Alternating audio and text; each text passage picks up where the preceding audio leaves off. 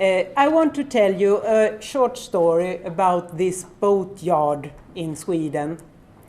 I have worked in the Maritime Museum in Stockholm for more than 25 years. And one of my first missions was to document a collection of photos from this boatyard, Tore Holm's boatyard in Gamleby. And the interest had followed me during all these years. So it's very nice to be here. The Holm Boat Building Company had its active period between 1905 and 1955. But by then, sailing for pleasure had already had a long history. The first sailing society in Sweden was the KSSS, founded 1830. And the yachtmen's mecca was Sandhamn outside Stockholm. In Sandhamn, the wealthy sportsmen met for racing and for showing off their boats. And in the early 20th century, the boats from Gamleby came to be well represented. The Gamleby village is situated on the northern coast of the province of Småland. It was a prosperous place with a number of employers, like a sawmill, a stonemasonry, and a carpentry, and from approximately 1905, there was also the Holm's boatyard. And I want to show you this map. Now I see if I can handle this. Up there, Stockholm, and Gamleby is up there. So it's approximately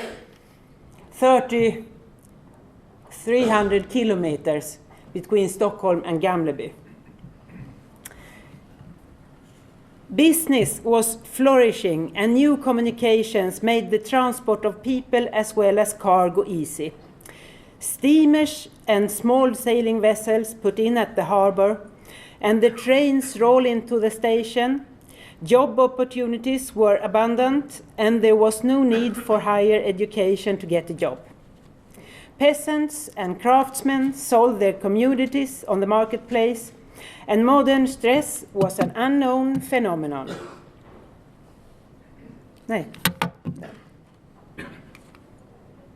And this is a photo from the old marketplace in Gamleby. And it still looks the same today. It's very, very nice, small marketplace, very picturesque. But nowadays there is a new marketplace 1 kilometer from the old one.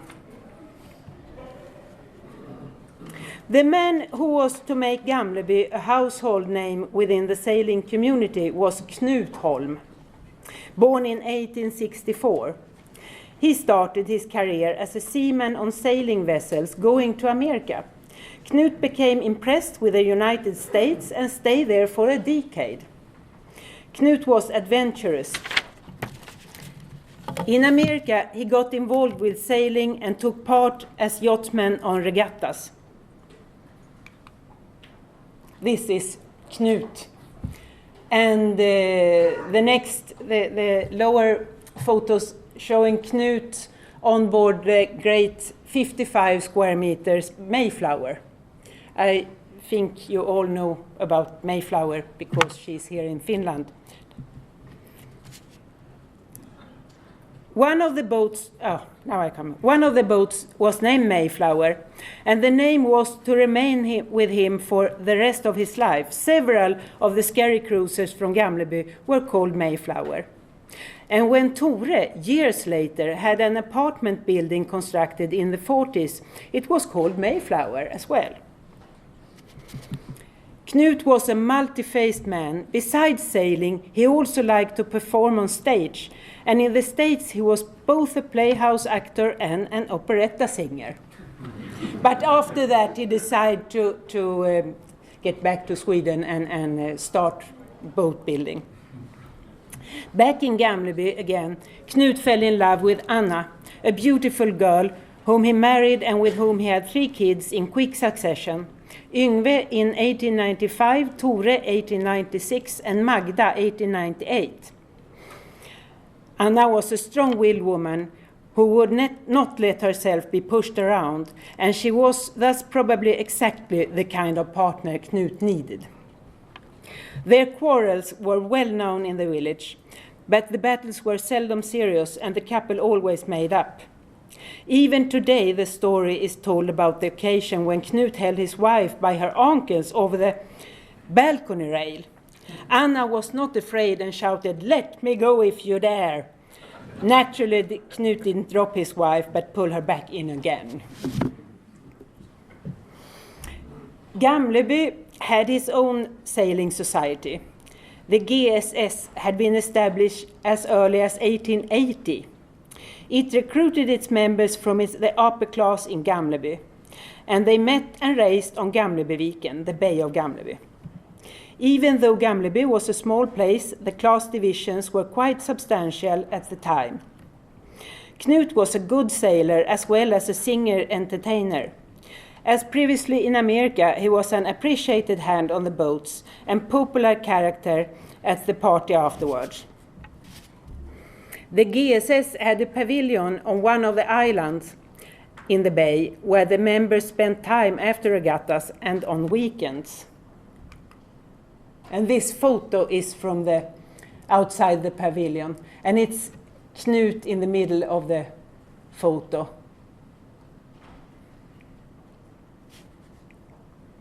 At the beginning of the 20th century, Knut got the great idea to build his own boat.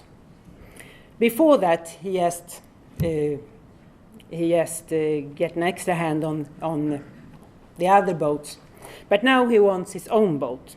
The boat was a modern fin keel racer, and Knut expected it would be the quickest boat in Gamleby. He hired 2 skilled carpenters, and the boat was built in a shed. Knut made the classic mistake. He didn't take into account the size of the boat, and when it was ready for launching, it was impossible to get it out of the building. Knut had to put down the walls.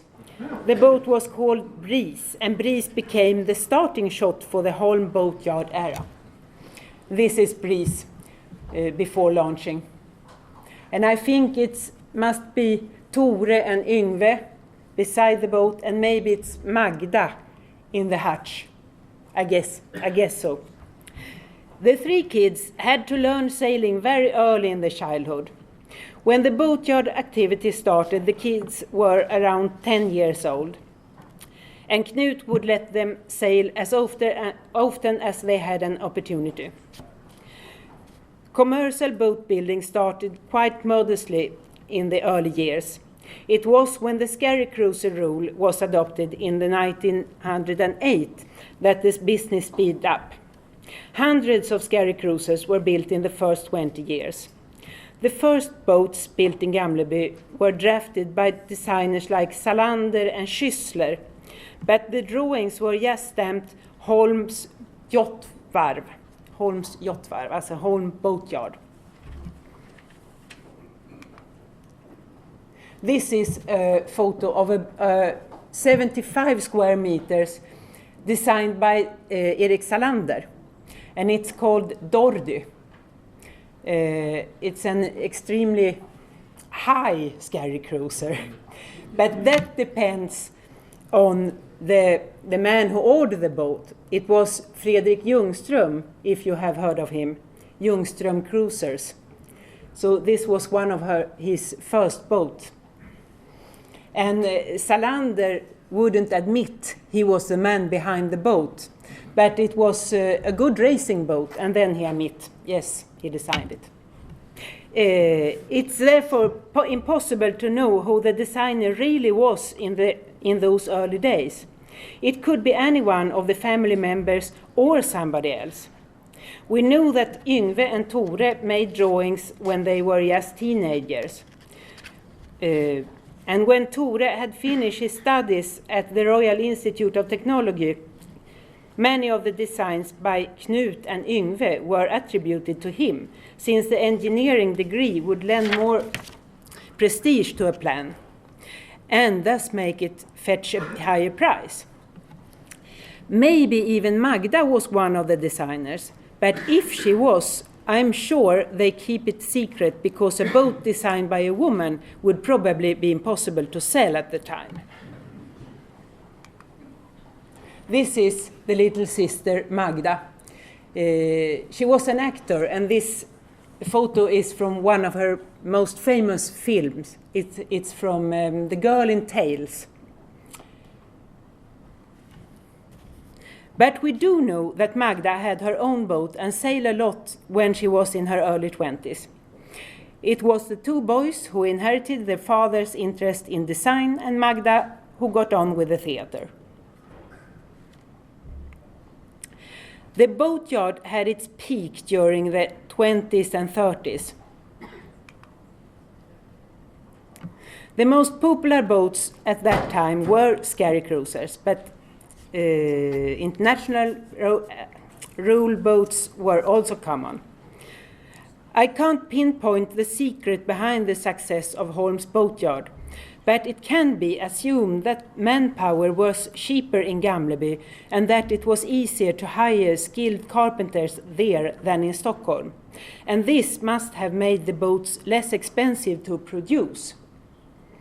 And this, I'm sure all of you have seen these photos before. It's taken just outside the boatyard, and it's a 95, a 75, a 55, a 40 and a 30 square meter Scary Cruiser. Isn't it beautiful?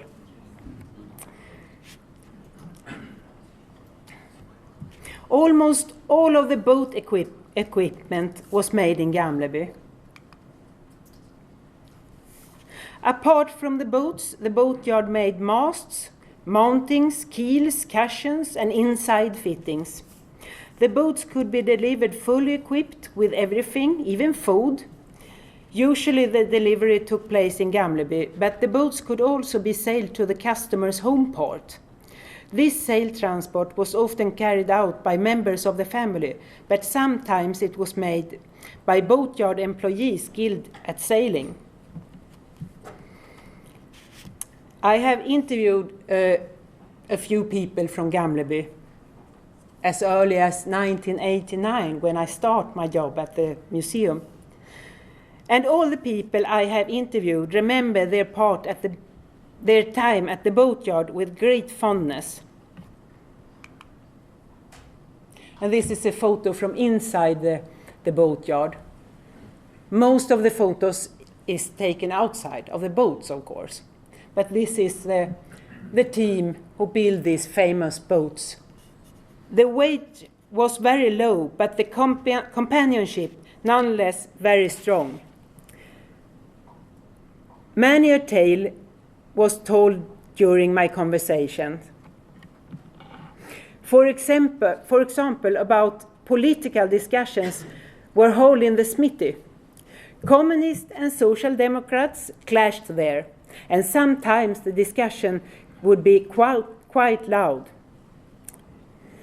Everybody remember Mrs. Hegart, who together with her husband was one of the customers. She once stepped in a tin of green paint.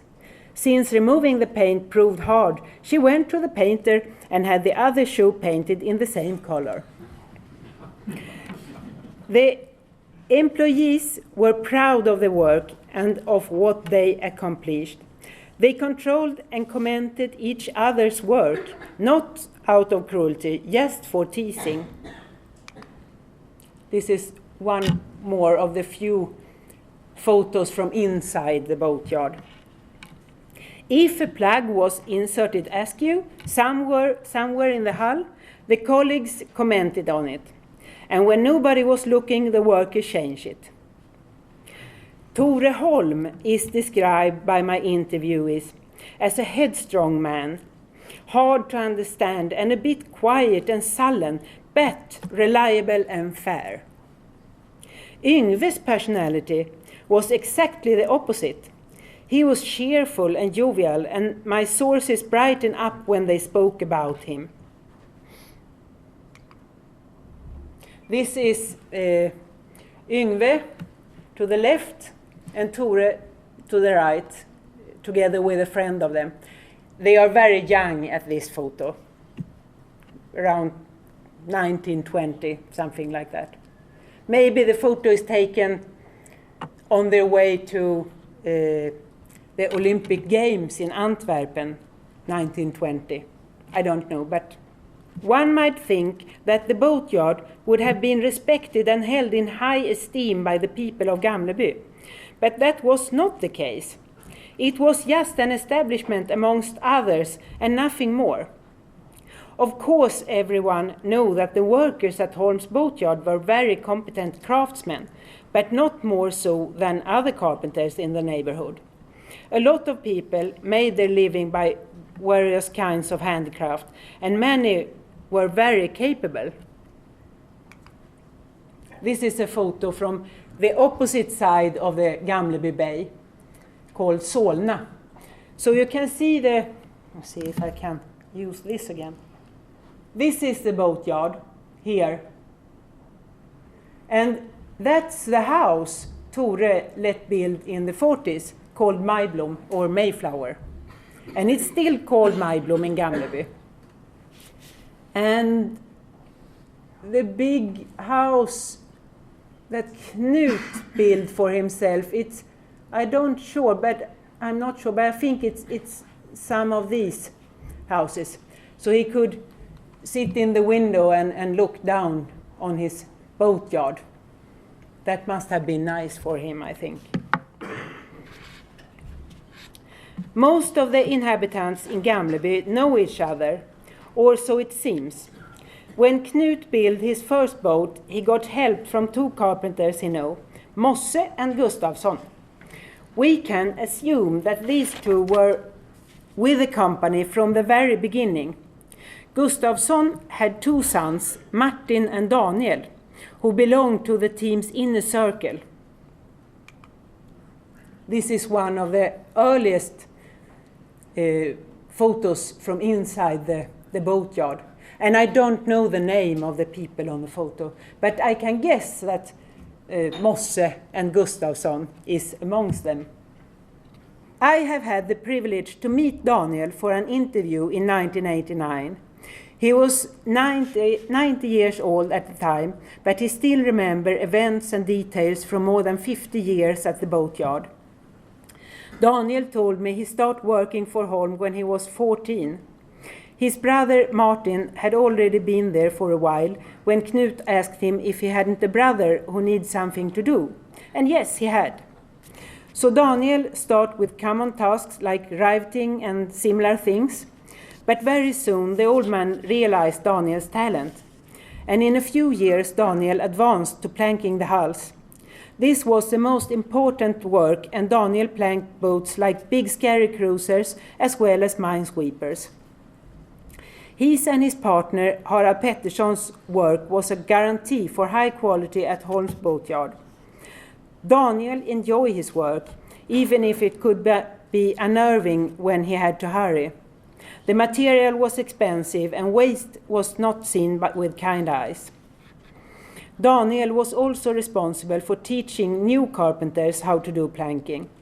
He did it gladly, but in a few cases it did not work when the trainees had no sensibility for the material. Some of Holm's customers belonged to Sweden's most wealthy families. They ordered a large number of boats from Gamleby, and Tore struck up friendship with some of them. As early as 1921, the extremely rich wholesaler and publicist Erik Åkerlund ordered a 95 square meter scary cruiser called Britt-Marie, and later several 6 meters. This is a photo from one of the first tours with Britt-Marie. And Tore Holm is with them. There is Tore. And that's Knut, I think. And I think the rest of them are the family, the Åkerlund family. The ship owner and renowned sailor Sven Salén ordered several 6 meters and sailed a lot with Tore, both in Sweden and abroad. He also ordered the biggest boat ever built in Gamleby, the ocean cruiser Havsörnen 2. And it's still sailing in the Mediterranean nowadays. It's a beautiful boat. To the people that I interviewed, the Havsörnen 2 stood out as the most memorable boat ever constructed at the boatyard. Everyone mentioned her mast. At the time she was built in 1937, the whole workforce had been in need to carry the mast to the crane. But the absolutely most respected and popular customer was Gösta Åhlén, the man behind Åhléns department store in Sweden. And this is a beautiful photo, isn't it? It's Tore and one of his best friends, Gösta Åhlén. They are so cute. Gösta and Tore became close friends, and when he visited the boatyard, it was an occasion for celebrating. He treated the whole staff to sandwiches and beer and spoke with everyone in a very kind and friendly manner. He was known to be popular as executive among his own staff as well. The boatyard built a big ocean cruiser for Gösta in 1943.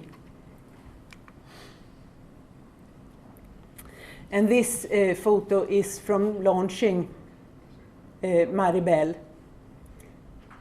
And they look very happy, and I'm sure they really was. It's real happiness because it was for Gösta Åhlén.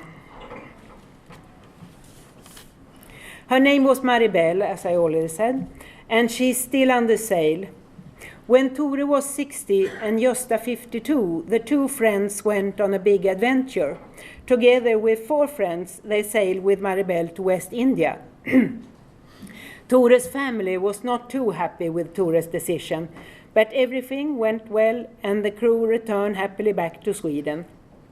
The journey resulted in a film and a book. This is Maribel under sail. Beautiful book, and she is in Norway nowadays. At the boatyard, the economy was wobbly.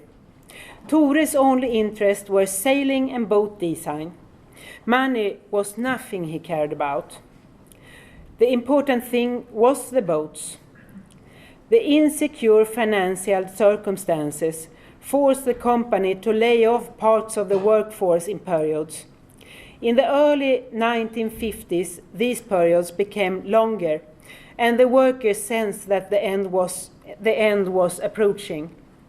Tore's friends in Stockholm tried to help with new orders and economic assistance, but it wasn't enough.